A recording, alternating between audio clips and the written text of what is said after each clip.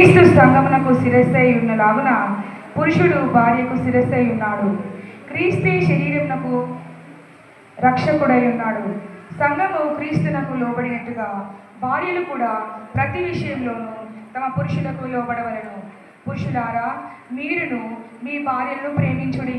అటువలే క్రీస్తు కూడా సంఘమును ప్రేమించి అది కళంకమైనను ముడిపైనను అతిని మరి ఏదైనను లేక పరిశుద్ధమైనది గాను నిర్దోషమైనది గాను మహిమగల సంఘముగాను ఆయన తన ఎదుట దానిని నిలబెట్టుకొనవలనని వాక్యముతో ఉదక స్నానము చేత దానిని పవిత్రపరిచి పరిశుద్ధపరచబట్టకై దాని కొరకు తను తాను అప్పగించుకొనెను.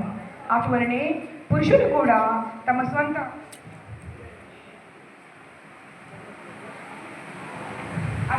పురుషులు కూడా తమ సొంత శరీరముల వలె తమ భార్యను ప్రేమింపబద్దలై ఉన్నారు.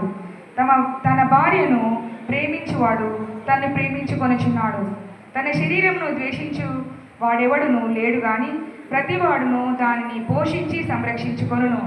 మనము క్రీస్తు శరీరమునకు అవయవములై ఉన్నాము గనుక అలాగే క్రీస్తు కూడా సంఘమును పోషించి సంరక్షించుచున్నాడు. ఈ హేతు చేత పురుషుడు తన తండ్రిని తల్లిని విడిచి తన భార్యను హత్తుకొనును, వారిద్దరును ఏక శరీరం అగుదురు. ఈ మర్మము గొప్పది.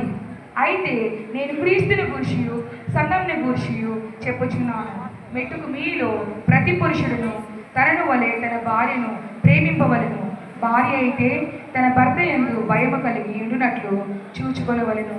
దేవుడి వాక్యమును దీవించుగాక. రెండవ భాగము